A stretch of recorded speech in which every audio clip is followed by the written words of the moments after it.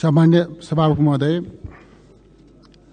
हामी चालू अधिवेशनको समापनको क्षणमा आइपुगेका छौं।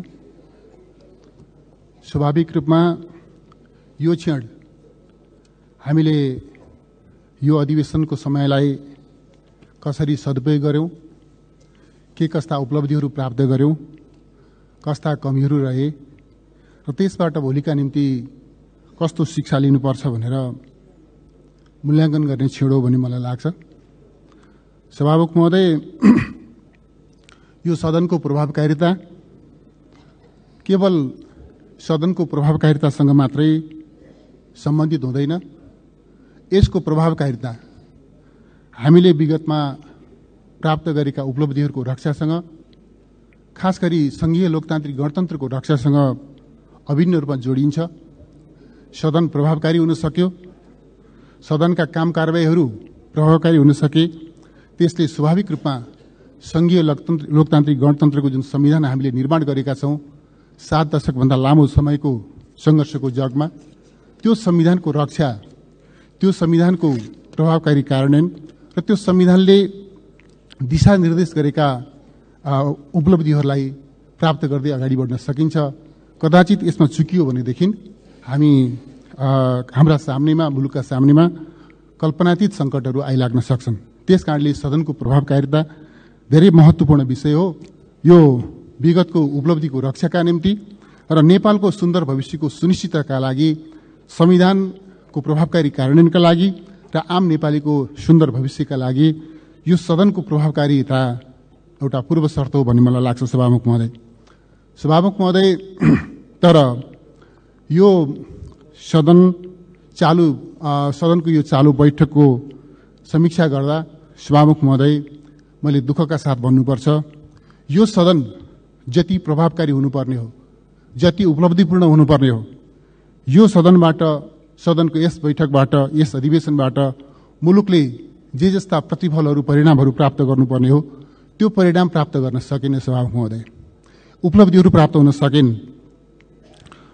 जरुर करिब 7 महिना सदनको यो अधिवेशनको बैठक चल्यो, तर 7 महिना व्यतीत गरेर आजको बिन्दुमा आइपुग्दा हामीले के उपलब्धि प्राप्त गर्यौं भनेर समीक्षा गर्ने हो भने वास्तवमा परिणाम निराशाजनक छ। म भन्न चाहन्छु सभामुख महोदय, सदन किन प्रभावकारी हुन सकेन, कसका कारणले प्रभावकारी हुन सकेन। यदाकदा चर्चा हुन्छ संसद सदस्यहरूको, सांसदहरूको कारणले प्रभावकारी हुन सकेन, यदाकदा चर्चा हुन्छ यो सभाका कारणले प्रभावकारी हुन सकेन। सभामुख महोदय, तथ्यले त्यस्तो भन्दैन। यो सदनको काम कारबाही प्रभावकारी हुन नसक्नुमा मुख्य रूपले सरकार जिम्मेवार छ, सरकारको दृष्टिकोण जिम्मेवार छ, सरकारका गतिविधिहरू जिम्मेवार छन्। सभामुख महोदय, कस्तोसम्म अवस्था सिर्जना भयो भनेदेखि मेरो दाबी के छ भन्दाखेरि सरकारले यो सदनलाई प्रभावकारी बन्न दिएन। प्रभावकारी बन्छ कि भन्ने चिन्ताबाट सरकार भयातुर भयो। हुँदा कस्तोसम्म अवस्था सिर्जना भएको छ भन्दाखेरि सदनमा मानिन्छ, दुनियाँभरि मानिन्छ, सदन प्रतिपक्षको। प्रतिपक्षले जब उभिएर बोल्छ, सत्ताले ध्यानपूर्वक सुन्नुपर्छ, त्यहाँ व्यक्त भएका विचारहरूको सच्चाइलाई ग्रहण गर्नुपर्छ, ठिक समयमा ठिक ढङ्गले सम्बोधन गर्नुपर्छ र सदनको आवाज सरकारले सुन्छ भन्ने सन्देश दिनुपर्छ। तर सभामुख महोदय, तपाईँ हाम्रो सामनेमा एउटा तथ्य, एउटा जगजाहेर छ कि सदनमा जायज मागहरू भन्नका लागि, सुनाउनका लागि, ती मागहरू मन्जुर गर्ने ठाउँमा सरकारलाई पुर्याउनका लागि, सत्ता पक्षलाई पुर्याउनका लागि प्रतिपक्षले आवाज मात्रै उठाएर पुगेन। सभामुख महोदय, त्यसका निमित्त ओयल घेर्नुपर्ने अवस्थासम्म सिर्जना भयो, त्यसका निम्ति दबाब दिनुपर्ने अवस्था सिर्जना भयो। हामी चाहन्छौँ अहिले चाहिँ चित पनि मेरा, पट पनि मेरा भन्ने स्टाइलबाट पनि यदाकदा चर्चा हुन्छ। अहिले सत्ता पक्षका मान्य सदस्यजीले जे चर्चा गर्नुभयो, सदनको अवरोधप्रति जुन प्रकारको चिन्ता व्यक्त गर्नुभयो, यो चाहिँ सत्तामा रहँदाका अभिव्यक्तिहरू हुन्। सभामुख महोदय, दुनियाँलाई थाहा छ हिजो उहाँहरू के गर्नुहुन्थ्यो, त्यो पनि थाहा छ। त्यसकारण के ख्याल गर्नुपर्छ भने प्रतिपक्षले जब आवाज उठाउँछ त्यो आवाज सुन्नुपर्छ र त्यसका सच्याइहरूलाई ग्रहण गर्नुपर्छ, अनि मात्रै सदन अवरोधको स्थिति अन्त्य गर्न सकिन्छ भन्ने त्यो सत्यबोध सरकारलाई हुनुपर्छ भन्ने मलाई लाग्छ सभामुख महोदय। त्यति मात्रै होइन सभामुख महोदय, अवस्था कस्तो भयो भनेदेखि यो चालु अधिवेशनमा कहीँ नभएको अभ्यास हामीले गर्यौं, कहीँ नभएको अभ्यास हामीले गर्यौं। प्रधानमन्त्रीज्यू विदेश भ्रमणमा जानुभयो, स्वाभाविक छ प्रधानमन्त्री विदेश भ्रमणमा जानुहुन्छ, जानुपर्छ, त्यसलाई हामीले बुझ्ने विषय हो। तर प्रधानमन्त्री विदेशमा गए पनि मुलुकमा कार्यवाहक प्रधानमन्त्री हुन्छ। मुलुकका दैनिक शासन प्रशासनका कामहरू, मुलुकको नियमित काम कारबाहीहरू रोकिँदैनन्। तर यहाँ के गरियो भन्दाखेरि प्रधानमन्त्री देशमा नभएको कारणले, प्रधानमन्त्री विदेशमा गएका कारणले भनेर सदन स्थगित गरियो। सदन स्थगित गर्नका निम्ति सरकारले एक ढङ्गले भन्दा दबाब दियो। यो खालको चाहिँ असङ्गत अभ्यास पनि हामीले गरेका छौं। प्रधानमन्त्रीको विदेश भ्रमणका कारणले जब सदनको काम कारबाही स्थगित गरिन्छ अनि बुझ्नुपर्छ कि सरकारले, सत्ताले यो सदनलाई प्रभावकारी बन्न दिन चाहन्छ वा चाहँदैन, त्यसबाट पनि हामीले अनुमान गर्न सक्छौं। सभामुख महोदय, यो सदनमा 7 महिना हामीले व्यतीत गर्यौं यो बैठक, यो चाहिँ अधिवेशनमा। तर नतिजा के भयो? नतिजा के भयो भनेदेखि एउटा चाहिँ खास गरी यो अनुचित लेनदेनसँग सम्बन्धित ऐनमा संशोधन गर्ने बाहेक अरू कुनै कानून निर्माणको काम, एउटा काम पनि हामीले अगाडि बढाउन सकेनौं, बढ्न सकेन। एउटा ऐनमा संशोधन बाहेक ऐन निर्माण गर्ने, ऐन संशोधन गर्ने, कानून निर्माण गर्ने, कानून संशोधन गर्ने सदनको एउटा महत्त्वपूर्ण अभिभावना हो। तर एउटा ऐनमा संशोधन बाहेक अरू कुनै नयाँ कानून हामीले निर्माण गर्न सकेनौं। जे अपेक्षित कानूनहरू थिए सदनमा आउनुपर्ने, ती कानूनहरू पनि आउन सकेनन्। जे आएका छन् तिनीहरूमा पनि अनेक सदनमा कानूनहरू, विधेयकहरू प्रस्तुत हुँदा नहुँदै त्यसमा कन्ट्रोभर्सी, त्यसमा अनेक प्रकारका समस्या र त्यो अगाडि बढ्नै नसक्ने खालको अवस्था सृजना भयो। यसका पछाडि को जिम्मेवार हो? किन सदनमा एउटा मात्रै 7 महिनामा एउटा मात्रै ऐनमा संशोधन गरिन्छ? किन कुनै संशोधन, कुनै नयाँ ऐन निर्माण हुन सक्दैन? यसका पछाडि को जिम्मेवार छ? यसका पछाडि सरकार जिम्मेवार छ। सभामुख महोदय, सरकारले संविधानले अपेक्षा गरेका, संविधानले निर्देश गरेका कानूनहरू निर्माण गरेर, कानूनहरू संशोधन गरेर वास्तवमा जनतालाई संविधानको प्रभावकारी कार्यान्वयनका निम्ति त्यो चाहिँ अगाडि बढ्न सरकार चाहेन भन्ने कुरा यसबाट छर्लङ्ग हुन्छ। सभामुख महोदय, सदनमा सरकारले सांसदहरूलाई सम्पूर्ण रूपमा एउटा चाहिँ संसदहरूप्रति एक खालको अपमानपूर्ण, एक ढङ्गले चाहिँ सांसदहरूको भूमिकालाई चाहिँ उपेक्षा गर्ने र अस्वीकार गर्ने काम गर्यो भन्ने मेरो आरोप छ। सभामुख महोदय, सांसदहरूले यो चाहिँ यो सदनलाई प्रभावकारी बनाउनका निम्ति निरन्तर विधेयकहरू प्रस्तुत हुन्, त्यसमा छलफल होस्, कानून निर्माणको काममा सदन प्रभावकारी बनोस् भनेर चाहना सांसदहरूको तर्फबाट प्रस्तुत गरियो। तर त्यो चाहनालाई सरकारले सम्पूर्ण रूपमा अस्वीकार गर्यो र त्यस दिशातर्फ कुनै प्रभावकारी कदम चाल्न चाहेन।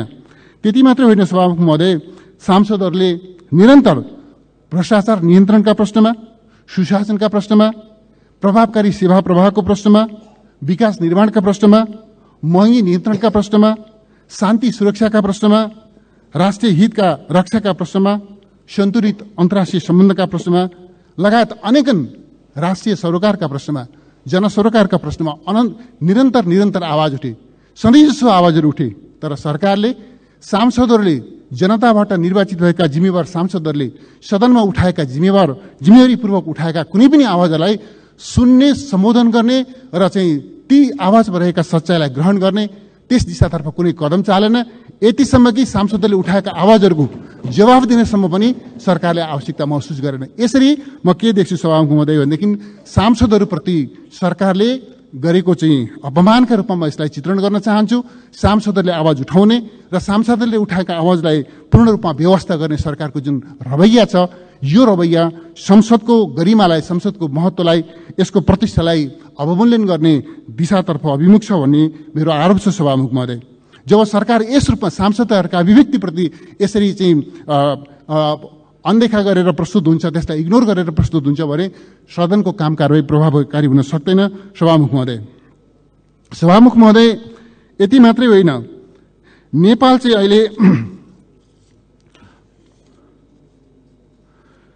अहिले कस्तो स्थितिमा छ भन्दाखेरि तस्करीको एउटा अन्तर्राष्ट्रिय केन्द्रका रूपमा नेपाल बदनाम भएको छ। यो स्थिति ओभरनाइट अचानक सिर्जना भएको होइन सभामुख महोदय। यसका पछाडि पृष्ठभूमिहरू छन्। त्यसतर्फ वास्तवमा चाहिँ सरकार चाहिँ कतिसम्म लाचार छ, कतिसम्म एउटा चाहिँ प्रभावहीन छ भन्ने कुरा विगतका घटनाक्रमहरूले देखिएको छ। दैनिक जसो क्विन्टलका क्विन्टल सुन नेपाल भएर तस्करी हुन्छ। राज्यका अङ्गहरू, राज्यका औपचारिक संरचनाहरू, राज्यका औपचारिक जिम्मेवारीमा रहेका पदाधिकारीहरू त्यस कुकर्ममा संलग्न हुन्छन् र तिनीहरूलाई दण्डित गर्नका निम्ति सरकारले कुनै प्रभावकारी कदम चाल्दैन र यतिसम्म कि ती अपराधीहरूलाई दण्डित गर्नका निम्ति, उनीहरूलाई कानुनको दायरामा ल्याउनका निम्ति र तस्करीको एउटा चाहिँ जुन एउटा दृष्टिकोणले नेपालको अन्तर्राष्ट्रिय जगतमा जुन बदनाम भएको छवि छ, यसलाई चाहिँ सच्याउनका निम्ति प्रभावकारी कदम चालौँ, निष्पक्ष छानबिन आयोग गठन गरौँ र त्यस मार्फत दोषीहरूलाई दण्डित गरौँ भनेर प्रतिपक्षले उठाएको जायज आवाजलाई सभामुख महोदय लामो समयसम्म सुनिएन। अहिले चाहिँ सदन अवरोध गरेको चाहिँ प्रसङ्गमा यहाँ कुराहरू उठेको छ। निरन्तर आवाज उठाउँदा पनि नसुनेपछि निरन्तर सदन अवरोध गरेरै स्पष्ट हुनुपर्दछ। यदि प्रतिपक्षले सदन अवरोध गरेको थिएन भने, प्रतिपक्षले सशक्त ढङ्गले आवाज उठाएको थिएन भनेदेखि सभामुख महोदय यो सुन तस्करीका सम्बन्धमा जुन जाँच आयोग बन्यो त्यो जाँच आयोग बन्दैन थियो सभामुख महोदय।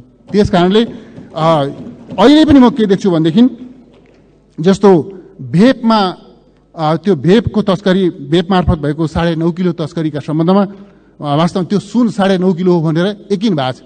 तर त्यो सुन कहाँ छ अहिले पनि त्यो वास्तवमा कुनै त्यसको जानकारी छैन, सरकारसँग त्यो सुन छैन। यसरी तस्करी भएको सुन समेतलाई जो रङ्गी हात पक्रिएको छ त्यसलाई समेत राज्य कोषमा दाखिला गर्न नसक्ने अवस्थामा सरकार छ भन्ने कुरा देखिएको छ सभामुख महोदय। यसरी राज्यका औपचारिक निकायहरूको, औपचारिक पदाधिकारीहरूको संलग्नतामा जुन प्रकारको तस्करी चाहिँ भयो हाम्रो देशमा, भइरहेको त्यसको श्रृङ्खला चल्यो लामो समयदेखि र यसले जुन हाम्रो देशको छवि अन्तर्राष्ट्रिय जगतमा बिग्रिएको छ, यसलाई दुरुस्त गर्नका निम्ति अहिले धेरै ठुलो सङ्घर्ष गरेर, धेरै ठुलो दबाब दिएर मात्रै जाँच आयोग भनेको छ सभामुख महोदय। र म भन्न चाहन्छु अहिले पनि सरकार वास्तवमा यसप्रति चाहिँ त्यति धेरै उत्साहित छैन। छानबिन प्रक्रियालाई सघाउनका निम्ति, जाँच आयोगलाई सघाउनका निम्ति त्यति उत्साहित नभएको हामी पाउँछौँ र सरकार यस प्रश्नमा अहिले पनि उदासीन छ सभामुख महोदय। सभामुख महोदय,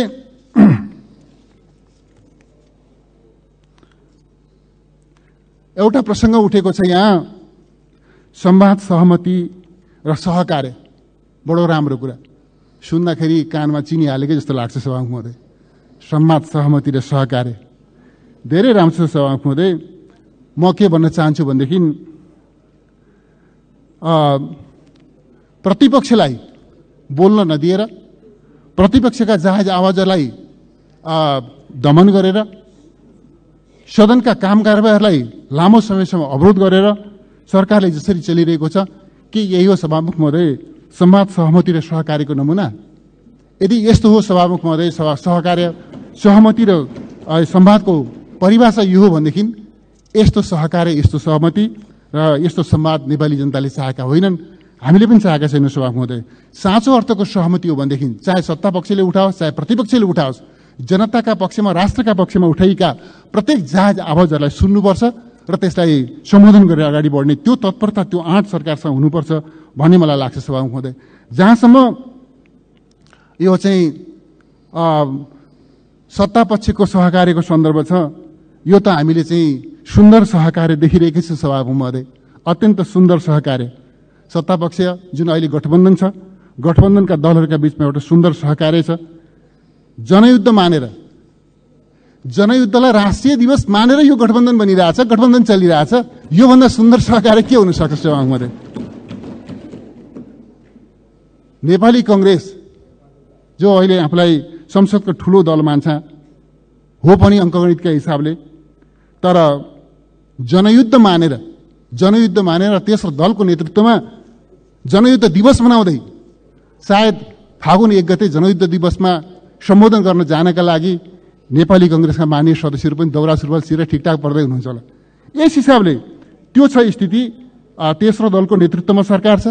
जनयुद्ध दिवस मानेर पनि यहाँहरू यो संवाद सहमति र सहकार्य गर्दै हुनुहुन्छ।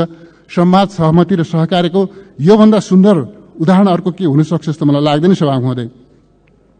सभामुख महोदय, म के भन्न चाहन्छु भनेदेखि यो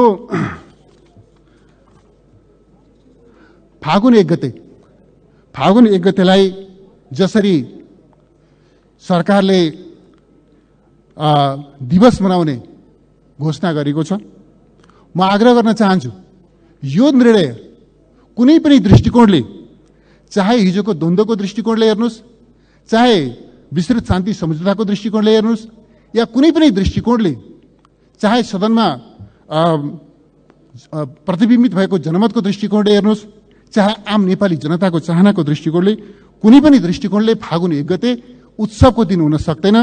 त्यो फागुन 1 गते कुनै जश्नमा मनाइने दिन हुन सक्दैन। सभामुख महोदय, त्यो नेपालमा हिंसा आरम्भ भएको दिन थियो, हिंसा आरम्भ गरिएको दिन थियो र त्यो हिंसाको बाटो गलत हो भन्ने स्वीकार गरेर त्यो चाहिँ फागुन 1 गते हिंसात्मक यात्रा सुरु गर्ने साथीहरू त्यो यात्रा गलत थियो भन्ने कुरा मन्जुर गरेर यो शान्ति प्रक्रियामा आउनुभएको र यो चाहिँ यो संविधान निर्माणको प्रक्रियामा सहभागी हुनुभएको र आज त्यो स्वीकारोक्तिका साथमा यो सम्मानित सदनमा उहाँहरूको उपस्थिति छ भन्ने म मान्दछु। सभामुख महोदय, त्यस अर्थमा यो फागुन 1 गतेलाई फागुन 1 गते जश्न मनाएर दिवस मनाएर देशमा कुनै लोकतन्त्रको सबलीकरण हुन सक्दैन, नेपालको लोकतान्त्रिक छवि अन्तर्राष्ट्रिय जगतमा स्थापित हुन सक्दैन भन्ने मलाई लाग्दछ। सभामुख महोदय, यदि यो सरकारलाई फागुन 1 गते यो युद्ध दिवस मनाउनै पर्छ भन्ने लाग्छ, उसलाई यो ठिक हो भन्ने लाग्छ भने म सरकारलाई चुनौतीका साथ भन्न चाहन्छु।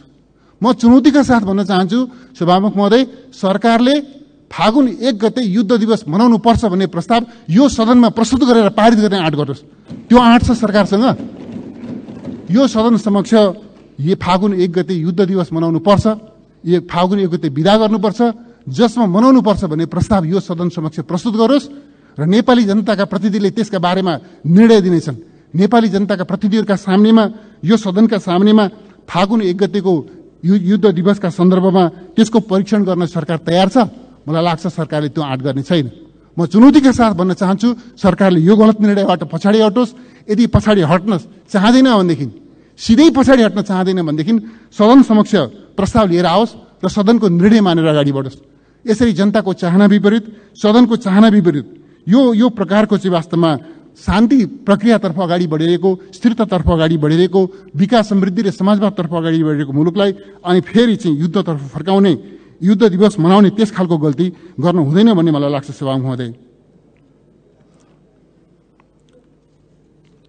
सभामुख महोदय, यस बीचमा अरू अनेक समस्याहरू सिर्जना भएका छन्।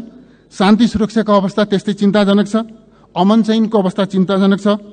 हरेक दिन जस्तो हिंसा, हत्याका घटनाहरू, बलात्कारका घटनाहरू घटिरहेका छन्, तर सरकार दोषीहरूलाई दण्डित गर्न, दोषीहरूलाई कानुनको दायरामा ल्याउन, उनीहरूलाई कानुन बमोजिम कारबाही गर्न सरकार उदासीन छ। त्यति मात्रै होइन सभामुख महोदय, कानुनले दण्डित गरेका अपराधीहरूलाई, ज्यानमाराहरूलाई, हत्याराहरूलाई, दिन दहाडै खुँडा खुकुरी लिएर मान्छे मार्न हिँड्ने अपराधीहरूलाई, मान्छे मारेका अपराधीहरू, हत्याराहरूलाई सरकारले सिफारिस गर्छ, सगौरव सिफारिस गर्छ, लाज नमानी सिफारिस गर्छ, रिहा गर्नका निम्ति सिफारिस गर्छ राष्ट्रपतिज्यू समक्ष। राष्ट्रपतिज्यू एक शब्द नसोधिकन, त्यसलाई फिर्ता नगरिकन त्यसलाई अनुमोदन गर्नुहुन्छ। र अहिले अब त सरकारले चेत्नुपर्ने हो। सरकारले रिहा गरेका अपराधीहरूले रिहा भएको भोलिपल्टदेखि फेरि मान्छे मार्न हिँडेका छन्, फेरि हत्या गर्न हिँडेका छन्, फेरि बलात्कार गर्न हिँडेका छन्, सामूहिक हत्याको चाहिँ योजना बनाएर हिँडिरहेका छन्, त्यस प्रकारका अपराध कर्म गरिरहेका छन्। तर सरकारलाई लाज छैन सभामुख महोदय। अपराधीहरूलाई छाड्ने, फेरि ती अपराधीहरू बाहिर निस्केर त्यसपछि अपराध कर्महरूलाई अगाडि बढाउने सरकार तमासा हेरेर बसिरहेको छ। यस्तो सरकारबाट शान्ति सुरक्षा अमन चैनको हामीले कुनै आशा गर्न सक्दैनौँ सभामुख महोदय। अवस्था यस्तो रहेको छ। अराजकताको सिमाना आएको छ सभामुख महोदय। अराजकताको सिमाना आएको छ। यो चाहिँ यो राजनीतिक संरक्षण प्राप्त सोसल मिडियाको चाहिँ एउटा चाहिँ चरम दुरुपयोग भएको छ सभामुख महोदय। र त्यस्ता खालका अराजकताका संवाहकहरूले त्यस खालका प्रवृत्तिहरू संविधानका विरुद्धमा, कानुनका विरुद्धमा अनेकन प्रकारका गतिविधिहरू गर्दै हिँडिरहेका छन्। उनीहरूले व्यवस्थाका विरुद्धमा, संविधानका विरुद्धमा अनेकन प्रकारका प्रलापहरू गरिरहेका छन् सभामुख महोदय। तर सरकारले त्यसलाई चाहिँ व्यवस्था गरिरहेको छ। यदाकदा लाग्छ सरकार कति निरीह भयो। यस प्रकारको स्वेच्छाचारी, यस प्रकारको अराजक, यस प्रकारका गतिविधि गर्नेहरूलाई सरकारले नियन्त्रण गर्ने, उनीहरूलाई कानुन बमोजिम दण्डित गर्ने र चाहिँ वास्तवमा समाजमा शान्ति सुव्यवस्था कायम गर्ने होइन, त्यो अराजकतामा के भनेदेखि कुनै न कुनै रूपले साथ समर्थन दिइरहेको त छैन भन्ने आशंका गर्ने एउटा आधार स्थिति तयार भएको छ। यसरी विधिको शासनको सट्टामा कानुन हातमा लिने प्रवृत्ति यति बेला मौलाइरहेको छ। म आग्रह गर्न चाहन्छु सभामुख महोदय, सरकारले अहिले कुनै अमुक दलका विरुद्धमा, कुनै अमुक नेताका विरुद्धमा, प्रमुख प्रतिपक्षका विरुद्धमा, प्रमुख प्रतिपक्ष दलको नेताका विरुद्धमा गतिविधि भएको छ भनेर आनन्दको महसुस गरेको होला। तर सभामुख महोदय, यो प्रवृत्तिका प्रति यदि सरकार सहिष्णु हुन्छ भनेदेखि त्यस्तो प्रवृत्तिले अरूलाई पनि बाँकी राख्ने छैन। त्यसकारणले यस्तो स्वेच्छाचारिता, यस्तो अराजकताका प्रवृत्तिहरूलाई नियन्त्रण गर्नका निम्ति किन सरकार सचेत बन्दैन, किन सरकारले पहल गर्दैन भन्ने एउटा गम्भीर चिन्ताको विषय म यहाँनिर राख्न चाहन्छु सभामुख महोदय। सभामुख महोदय, शान्ति प्रक्रियाका सन्दर्भमा पनि म संक्षिप्तमा केही कुरा राख्न चाहन्छु। सभामुख महोदय, शान्ति प्रक्रियाका सम्बन्धमा यहाँ पनि चर्चा भएको छ। संक्रमणकालीन न्यायसँग सम्बन्धित विषयमा जुन कानुन निर्माणको प्रक्रियामा हामी छौँ, यो प्रक्रियाका सन्दर्भमा एउटा चाहिँ प्रतिपक्षका प्रति एउटा अत्यन्तै गलत, अनुचित र आग्रही आरोप लगाउने काम गरेको छ सत्तापक्षले सभामुख महोदय। म यस्तो आरोपको विरोध गर्न चाहन्छु, निन्दा गर्न चाहन्छु। म के भन्न चाहन्छु भनेदेखि हामीले यो शान्ति प्रक्रियामा जुन प्रकारको विलम्ब भइरहेको छ, संक्रमणकालीन न्यायसँग सम्बन्धित काममा जुन प्रकारको विलम्ब भइरहेको छ, यो विलम्ब को अविलम्ब अन्त्य हुनुपर्छ। यो न्यायमा चाहिँ विलम्ब ढिलाइ हुनुपर्ने त्यो अन्याय सरह हो। त्यसकारणले यस्तो स्थितिको अविलम्ब अन्त्य हुनुपर्छ, छिटोभन्दा छिटो कानुन निर्माण हुनुपर्छ र शान्ति प्रक्रियाका बाँकी काम छिटोभन्दा छिटो टुङ्गिनुपर्छ भन्ने नेकपा एमालेको स्पष्ट दृष्टिकोण छ सभामुख महोदय। तर यसका सन्दर्भमा किन ढिलो भएको छ? ढिलो सत्तापक्षले गर्छ, आरोप प्रतिपक्षलाई लगाउँछ। यो अत्यन्त खेदजनक कुरा हो सभामुख महोदय। हामी स्पष्ट छौँ, यो संक्रमणकालीन न्यायसँग सम्बन्धित जुन कानुन निर्माणको प्रक्रियामा हामी छौँ, म सत्तापक्षलाई भन्न चाहन्छु, सरकारलाई भन्न चाहन्छु, पीडितलाई न्याय दिने विषयमा केन्द्रित भएर, पीडितले न्याय पाउनुपर्छ भन्ने मान्यतामा केन्द्रित भएर नेपालका अदालतका चाहिँ आदेशहरूलाई पालना गर्ने विषयमा प्रतिबद्ध भएर र मानवाधिकार सम्बन्धी अन्तर्राष्ट्रिय जुन मान्यताहरू छन् ती मान्यताप्रति प्रतिबद्ध भएर यो कानुन निर्माणको कामलाई छिटोभन्दा छिटो टुङ्ग्यौँ भन्ने हाम्रो आग्रह हो सभामुख महोदय। यो गर्नका निम्ति केले रोकेको छ? सत्तापक्षसँग म सोध्न चाहन्छु, सरकारसँग सोध्न चाहन्छु, केले रोकेको छ? पीडितलाई न्याय दिने कुरालाई केन्द्र भागमा राखौँ, अदालतको आदेशलाई पालन गरौँ, मानवाधिकार सम्बन्धी अन्तर्राष्ट्रिय मान्यताहरूमा आधारित भएर अगाडि बढौँ र यो कानुन निर्माणको काम अविलम्ब टुङ्ग्यौँ।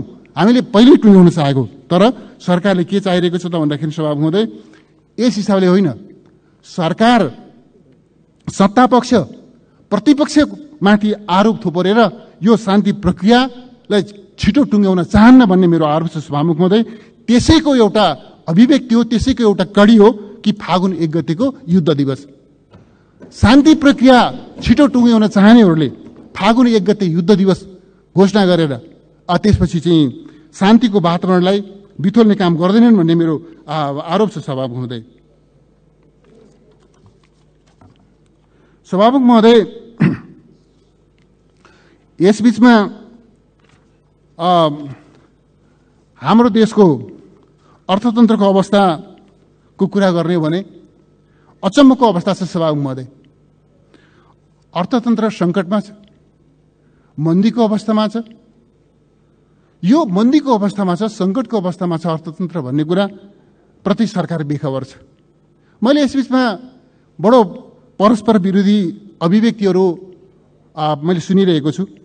प्रधानमन्त्रीज्यू भन्नुहुन्छ अर्थतन्त्र सङ्कटमा छ, अपरेसन गर्नुपर्ने, सर्जरी गर्नुपर्ने अवस्थामा पुगेको छ। अर्थमन्त्री भन्नुहुन्छ अर्थतन्त्र ठिकठाकै छ, यो लयमा फर्किँदैछ, दुरुस्त हुँदैछ। अघि पनि मैले सुने लयमा फर्किँदैछ, राम्रो हुँदैछ भन्ने सुने। सभामुख महोदय, के यो अभिव्यक्तिमा सच्चाइ छ? छैन सभामुख महोदय। त्यसकारणले कुन कुरा ठिक हो? प्रधानमन्त्रीजीले भन्नुभएको अर्थतन्त्र सङ्कटमा छ भन्ने कुरा ठिक हो कि अर्थमन्त्रीले भन्नुभएको अर्थतन्त्र ठिकठाक छ, दुरुस्त छ भन्ने कुरा ठिक हो? एउटा सरकारका दुईजना पदाधिकारीले एउटा विषयमा दुईटा विपरीत अभिव्यक्तिहरू गरिरहनु भएको छ, तर हामी मानेर हिँड्न विवश हुनुपर्ने सभामुख महोदय। यस्तो खालको हास्यास्पद अभिव्यक्तिहरू आइरहेको छ। म के राख्न चाहन्छु भनेदेखि तथ्यले हाम्रो देशको अर्थतन्त्र मन्दीमा छ, सङ्कटमा छ भन्ने कुरा बताउँछ। माग छैन, मागमा एकदमै सिग्निफिकेन्टली माग घटेको छ, उत्पादन घटेको छ, आपूर्ति घटेको छ। कारखानाहरू कतिपय बन्द भएका छन्, कतिपय 20% 50% क्षमतामा सञ्चालन भएका छन्। हरेक तेस्रो सटरमा टु लेट लेख्न थालिएको छ। निर्यात घटेको छ, आयात घटेको छ, राजस्व लक्ष्य अनुरूप सङ्कलन हुन सकेका छैन। लक्ष्य अनुरूपकै त्यो चाहिँ साधारण खर्च पनि धान्न नसक्ने अवस्था सिर्जना भएको छ।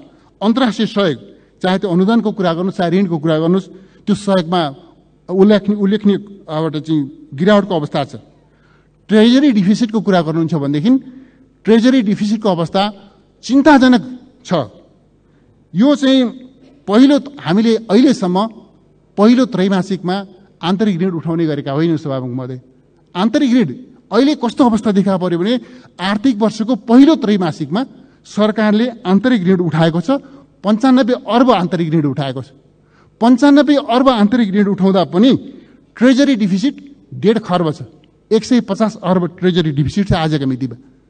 95 पहिलो त्रैमासिकमा तपाईँ चाहिँ यो 95 अर्ब चाहिँ आन्तरिक ऋण उठाउनुहुन्छ र पनि 1.5 खर्बको चाहिँ ट्रेजरी डिफिसिट छ भनेपछि हाम्रो देशको आर्थिक अवस्था कहाँनिर छ भन्ने कुरा यसले बताउँछ सभामुख महोदय। सार्वजनिक ऋण बढेको छ, बाह्य ऋणभन्दा आन्तरिक ऋण बढेको छ। उद्योगीहरू, व्यवसायहरू ब्याङ्कको ब्याज र किस्ता तिर्न नसक्ने अवस्थामा पुगेका छन्। डिफल्टरहरू, कालो सूचीमा पर्नेहरूको सङ्ख्या गुणात्मक रूपले बढ्न थालेको छ। ब्याज दर महँगो छ, बैङ्कमा तरलता छ, तर ऋण लिन चाहने मानिसहरू छैनन्। समस्या झनपछि झन विकराल बन्दैछ। तर सरकार यस्तो सङ्कटपूर्ण बनिरहेको अर्थतन्त्रको अवस्थाका बारेमा बेखबर छ र यसप्रति चाहिँ एक ढङ्गले भन्दाखेरि बेसरोकार भएर सरकार चलिरहेछ।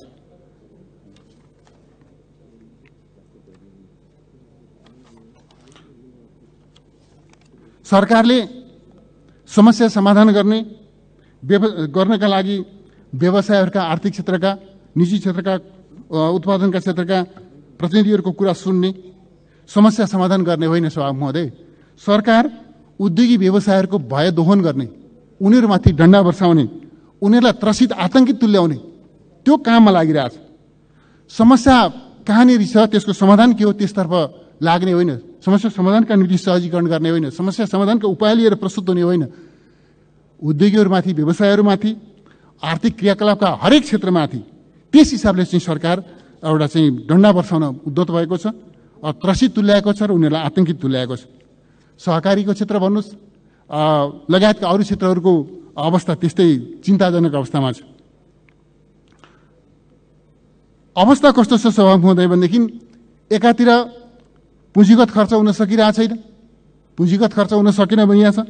अर्कोतर्फ सरकारले सम्पन्न भएका आयोजनाहरूको भुक्तानी दिन सक्दैन। दसैँभन्दा अगाडि म चाहिँ सम्पन्न आयोजनाको भुक्तानी दिन्छु भनेर अर्थमन्त्रीजीले बोल्नुभयो, पब्लिकली स्टेटमेन्ट दिनुभयो, तर आज पनि निर्माण सम्पन्न भएका आयोजनाहरूको भुक्तानी दिन सकिरहेको छैन सरकारले। यस्तो अवस्था छ। राजस्वले साधारण खर्च धान्न नसक्ने कुरा स्पष्ट भइसक्यो। पेन्सन दिन, तलब दिन, दैनिक शासन प्रशासनका काम सञ्चालन गर्न, त्यो चाहिँ ऋणको समावेश तिर्न, त्यो नसक्ने अवस्थामा आइपुग्यो। पहिलो त्रैमासिकमै 95 अर्ब आन्तरिक ऋण उठाइसक्यो सरकारले तलबका निम्ति, पेन्सनका निम्ति, यो चाहिँ साधारण खर्चका निम्ति भनेपछि अवस्था कहाँनिर छ हाम्रो देशको अर्थतन्त्र? मुद्रास्फीति उच्च दरमा अगाडि बढेको छ। अहिले सरकारी आँकडाहरूले भन्छन् 8.64%मा मूल्य उपभोक्ता मूल्य वृद्धि 8.64% पुगेको छ। चिनीको, जिराको, चामलको अघि पनि चर्चा भयो हाउसमा कि लगायतका अन्य उपभोग्य वस्तुहरू, खाद्यान्न लगायतका उपभोग्य वस्तुहरूको मूल्य आकाशिँदै छ। कस्तो अवस्था छ भनेदेखि सभामुख महोदय, हामी अब यो चाहिँ मुद्रा विनिमयबाट कतै वस्तु विनिमयतिर फर्किँदै त छैनौँ, सरकारले त्यतातिर डोर्याउँदै त छैन भने जस्तो स्थिति देखा पर्दैछ। यसबीचमा यो चाहिँ डिडिसीले, दुग्ध विकास संस्थानले किसानहरूलाई दुधको मूल्य दिन नसकेर उसले चाहिँ दुधको सट्टामा तिमीलाई घिउ दिन्छु, घिउ लिएर जाऊ भनेर उसले चाहिँ किसानहरूलाई सार्वजनिक रूपमा त्यस खालको आह्वान गरे। सभामुख महोदय, यो लज्जाको विषय हो। अब के हामी अब मुद्रा विनिमय यो चाहिँ मुद्राको विनिमयबाट वस्तु विनिमयतिर फर्किने हो, आदिम युगतिर फर्किने हो? सभामुख महोदय, हामी त्यहाँ पुगेका हौँ। दुधको सट्टामा घिउ लिएर जाऊ के भन्न खोज्या हो? तर सरकार बेखबर छ। बैंक तथा यो वित्तीय संस्थाहरूको कर्जाको गुणस्तर कमजोर छ। शेयर मार्केट प्रतिदिन ओह्रालो लागिरहेछ। सरकारलाई कुनै चासो, कुनै चिन्ता छैन, केही मतलब छैन। र अहिले देखिएको के छ भने, अघि पनि मैले चर्चा गरेँ, प्रधानमन्त्री र अर्थमन्त्रीका विपरीत भनाइहरू, अर्थमन्त्री र गभर्नरका बीचका मनमुटावहरू ती छरपष्ट रूपमा आइरहेका छन्। जब राज्यको अर्थतन्त्रको बागडोर सम्हालेका संस्थाहरू र पदाधिकारीहरूका बीचमा एउटा साझा दृष्टिकोण हुँदैन, समस्यालाई बुझ्ने र समाधान गर्ने साझा तत्परता हुँदैन भनेदेखि सभामुख महोदय, मुलुकले बिहोर्ने यस्तै खालको अवस्था हो। त्यसकारणले यसको प्रभाव के हुँदैछ सभामुख महोदय भनेदेखि चौतर्फी रूपमा जुन प्रकारको यो बजेटले जुन प्रकारको लक्ष्य निश्चित गरेका थियो, त्यो बजेटको लक्ष्य पुरा हुने कुनै लक्षण छैन। सभामुख महोदय, आर्थिक वृद्धि 6.5% आर्थिक वृद्धिको लक्ष्य राखिएको छ। 7% हाराहारीमा मुद्रास्फीति कायम गर्ने लक्ष्य राखिएको छ। त्यो केही पुरा हुनेवाला छैन। सभामुख महोदय, राजस्वको लक्ष्य पुरा हुन सक्दैन, अन्तर्राष्ट्रिय सहयोगको लक्ष्य पुरा हुन सक्दैन, पुँजीगत खर्चको लक्ष्य पुरा हुन सक्दैन, रोजगारीका सम्बन्धमा जुन लक्ष्य निश्चित गरिएको छ त्यो पुरा हुन सक्दैन। सभामुख महोदय, यसरी चौतर्फी रूपमा हाम्रो देशको अर्थतन्त्र सङ्कटमा छ। र के देखिँदैछ सभामुख महोदय, यो सरकारले अब अर्थतन्त्रमा देखिएका सङ्कट समाधान गर्न नसक्ने मात्रै होइन, त्यो सङ्कटलाई बुझ्ने समेत सामर्थ्य यसले गुमाएको छ। सभामुख महोदय, समाधान दिने त परेको कुरा, समस्यालाई बुझ्ने सामर्थ्य समेत गुमाएको छ। त्यस अर्थमा सभामुख महोदय, अर्थतन्त्रको सङ्कट समाधान गर्नका लागि सभामुख महोदय यो सरकार सम्पूर्ण रूपमा असफल भएको छ।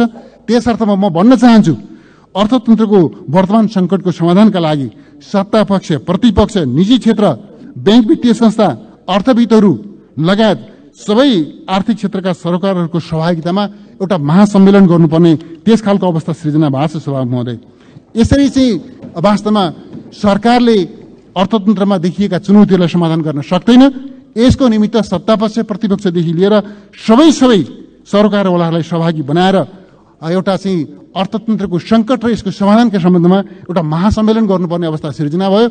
र यो सरकारको नेतृत्वमा अर्थतन्त्रका सङ्कटहरू समाधान हुँदैनन् भन्ने कुरा छर्लङ्ग भयो। सभामुख महोदय, त्यसै गरी यो पूर्वाधार निर्माणका सन्दर्भमा त्यस्तै अवस्था छ। सभामुख महोदय, के भएको यो बनेका सम्पन्न भएका आयोजनाहरू सञ्चालन गर्न सक्दैन यो सरकारले। भैरवा विमानस्थल बनेको छ, पोखरा विमानस्थल बनेको छ, सञ्चालन गर्न सक्दैन। अरू निर्माणाधीन आयोजनाहरू अगाडि बढ्न सक्दैनन्।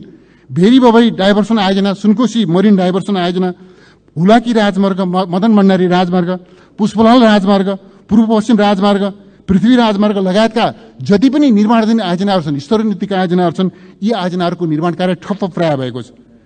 कुनै पनि आयोजनाहरू सन्तोषजनक ढङ्गले अगाडि बढ्न सकेका छैनन्।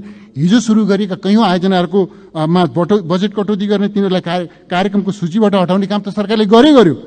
चालु अवस्थाका आयोजनाहरू पनि ठप्प प्राय अवस्थामा रहेका छन्। त्यस्तै गरी शिक्षाको अवस्था त्यस्तै चिन्ताजनक अवस्थामा छ। सभामुख महोदय, कस्तो छ भनेदेखि अहिले हाम्रो चाहिँ देशको श्रम शक्ति, विदेशी निक्रम दैनिक रूपमा 2200 जति श्रम शक्ति अन्तर्राष्ट्रिय श्रम बजारमा बाहिरिने क्रम छ। त्यो चाहिँ त्यसमध्ये करिब 2200 भन्दा बेसी, त्यसमध्ये करिब 2100 श्रमका लागि र करिब 300 वास्तवमा चाहिँ अध्ययनका लागि दैनिक रूपमा यो यति ठुलो सङ्ख्यामा हाम्रो देशको श्रम शक्ति, युवा विद्यार्थीहरू बाहिरिने क्रम छ। यसलाई रोक्नका निम्ति कुनै चिज छैन। तर सरकारले देशमा मापदण्ड पुरा गरेका मेडिकल कलेजहरू खोल्न नदिने, नर्सिङ कलेजहरू सञ्चालन गर्न नदिने र चिकित्सा शिक्षा र अरू प्राविधिक शिक्षामा नियोजन गर्ने, नियन्त्रण गर्ने र +2 सकेपछि सबै विद्यार्थीहरू विदेश जाउन् भन्ने, विद्यार्थीहरू मात्रै होइन हाम्रो पुँजी पनि विदेश पलायन हुने त्यस खालको नीति यसले लिएको छ। यतिसम्म यो सरकार आग्रही छ कि, यतिसम्म पूर्वाग्रही छ कि मदन भण्डारी प्रौद्योगिक विश्वविद्यालय गठन आदेश जुन थियो, जुन गठन आदेशका आधारमा यो विश्वविद्यालयको काम कारबाही अगाडि बढेको थियो, सरकारले यो गठन आदेशको म्याद नथपेर प्राविधिक शिक्षाप्रति र सँगसँगै जननेता मदन भण्डारीप्रति पनि एक प्रकारको आग्रह राखेको छ सभा महोदय। यसरी चाहिँ यो चाहिँ शिक्षा नियोजनको बाटोमा यो सरकार एउटा चाहिँ नाङ्गो ढङ्गले अगाडि बढेको छ र सभामुख महोदय, यो सरकारको नेतृत्वमा देश अगाडि बढ्न सक्दैन। देशले कुनै सुशासन, कुनै शान्ति सुव्यवस्था र विकास समृद्धि के हासिल गर्न सक्दैन भन्ने कुरा छर्लङ्ग भएको छ सभामुख महोदय। म सभामुख महोदय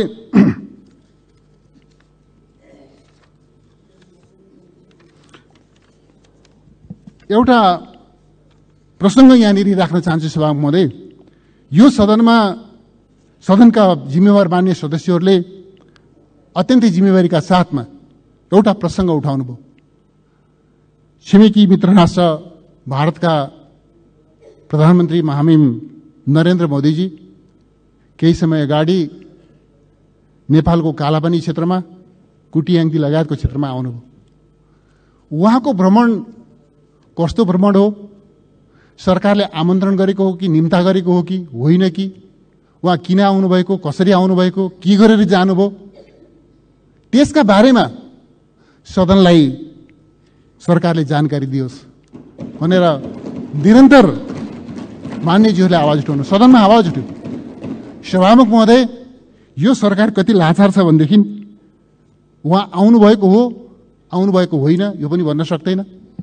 हामीले निमन्त्रणा गरेका हौँ, निमन्त्रणा गरेका होइनौँ पनि भन्न सक्दैन। उहाँ किन आउनुभएको थियो, के गरेर जानुभयो, त्यो कुरा पनि भन्न सक्दैन। के भएको सभामुख महोदय यस्तो? यो तहको लाचारी किन? यसरी चाहिँ यो खालको लाचारी हामी देखिरहेका छौँ सभामुख महोदय। समग्रतामा भन्दा सभामुख महोदय, म के आग्रह गर्न चाहन्छु भनेदेखि अहिले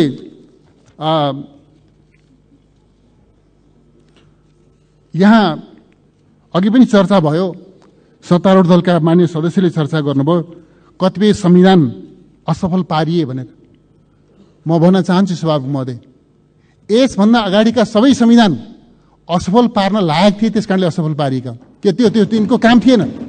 त्यसो भएर यो संविधान निर्माण गरेको हामीले राजतन्त्रको अन्त्य गर्नुपर्ने, संघीय लोकतान्त्रिक गणतन्त्र स्थापना गर्नुपर्ने, तदनुकूलको संविधान निर्माण गर्नुपर्ने, अनि मात्रै मुलुक अगाडि बढ्न सक्ने भएको हुनाले हामीले यो संविधान निर्माण गरेको, त्यसको निम्ति राजतन्त्रको अन्त्यको निम्ति हामीले आन्दोलन गरे। त्यस कारणले यसभन्दा अगाडिका संविधान असफल भयो भनेर आँसु चुहाउने होइन सभामुख महोदय। यो संविधानको प्रभावकारी कार्यान्वयन हामीले तत्परता लिनुपर्छ, अग्रसरता लिनुपर्छ। अब हामीले पुराना संविधानको सम्झनाद्वारा निर्देशित हुने होइन सभामुख महोदय।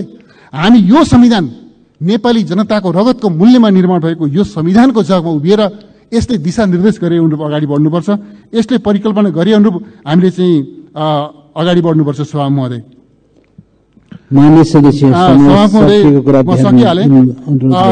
सभामुख महोदय, एउटा अत्यन्तै एउटा दुःखद प्रसङ्ग छ कि हामीले यो सदनका अत्यन्त मूर्धन्य व्यक्तित्व, संविधान निर्माणको प्रक्रियामा नेतृत्वदायी भूमिका निर्वाह गर्नुभएका नेता, संविधान सभाका अध्यक्ष, यो सदनका सम्मानित सदस्य माननीय सुभाष नेमाङज्यूलाई सदाका निम्ति गुमाएका छौँ। उहाँ हाम्रो बीचमा हुनुहुन्न, तर उहाँका योगदानहरू हाम्रो स्मृतिमा छन्। उहाँका योगदानहरूलाई हामी लामो समयसम्म याद गरिरहनेछौँ र त्यसबाट निर्देशित भइरहनेछौँ भन्ने पनि म विश्वास व्यक्त गर्न चाहन्छु। र दिवंगत माननीय सुभाष नेमाङज्यूप्रति भावपूर्ण श्रद्धाञ्जली व्यक्त गर्न चाहन्छु। त्यसै गरी इजरायलमा मारिएका नेपालीहरूप्रति र देशमा विभिन्न प्रकारका प्राकृतिक विपत्तिहरूमा मारिएका सबै नेपालीहरूप्रति भावपूर्ण श्रद्धाञ्जली व्यक्त गर्न चाहन्छु। र भन्न चाहन्छु सभामुख महोदय कि यो सरकारले सकेन भने भन्ने कोणबाट जुन चर्चा भएको छ, छर्लङ्ग भइसक्यो। यो सरकारले सक्दैन। अब यो सरकारले सक्दैन यो सरकारले सक्दैन भन्ने कुरा प्रत्येक नेपालीलाई थाहा भइसक्यो। यो सरकारले सक्दैन भन्ने कुरा यो सम्मानित सदनलाई थाहा भइसक्यो। सभामुख महोदय, कस्तो समय स्थिति देखा पर्यो भनेदेखि यो सदनका सम्मानित सदस्यले, मान्य सदस्यले जनताका जायज मागहरू पूरा भएनन् भनेर सरकारका विरुद्ध आमरण अनसन गर्नु पर्यो। सभामुख महोदय, यो सरकारले जनताका आवाज सुन्दैन, जनप्रतिनिधिका आवाज सुन्दैन भन्ने कुरा पुष्टि भएपछि सभामुख महोदय यहाँले बोल्नका निम्ति समय दिनुहुन्छ, तर मान्य सदस्यले, प्रतिपक्षको मान्य सदस्य भने सभामुख महोदय, सत्तापक्षको मान्य सदस्यले मौन धारण गर्नुहुन्छ। बोल्नुको कुनै अर्थ छैन भन्ने कुरा यसरी पुष्टि भएको छ सभामुख महोदय। त्यसकारणले यो सरकारले सक्दैन भन्ने कुरा जगजाहेर छ। यो सरकारले सक्दैन भन्ने कुरा जुन दिन यो सदनले महसुस गर्छ, यो सरकारले सकेन भन्ने कुरा जुन दिन यो सदनले महसुस गर्छ, त्यसपछि सायद देश सकारात्मक दिशामा अगाडि बढ्छ होला।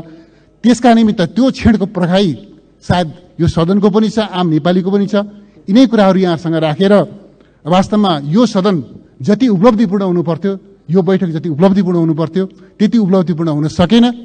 सरकारका मान्य सदस्यहरूको कारणले होइन, म सत्तापक्षका प्रतिपक्षका कुनै पनि मान्य सदस्यलाई यसका निम्ति जिम्मेवार ठान्दिने सभामुख महोदय। सरकारको अकर्मण्यताका कारणले, सरकारको सदन छल्ने प्रवृत्तिका कारणले, प्रधानमन्त्रीको अनुपस्थितिमा सदनलाई चल्न नदिने दृष्टिकोणका कारणले गर्दाखेरि यो सदन प्रभावकारी हुन सकेन। तर आउने दिनमा यस्तो खालको दुःखद प्रवृत्तिको पुनरावृत्ति नहोस्, यही हार्दिक आग्रहका साथमा आफ्नो भनाइ टुङ्ग्याउँछु। धन्यवाद।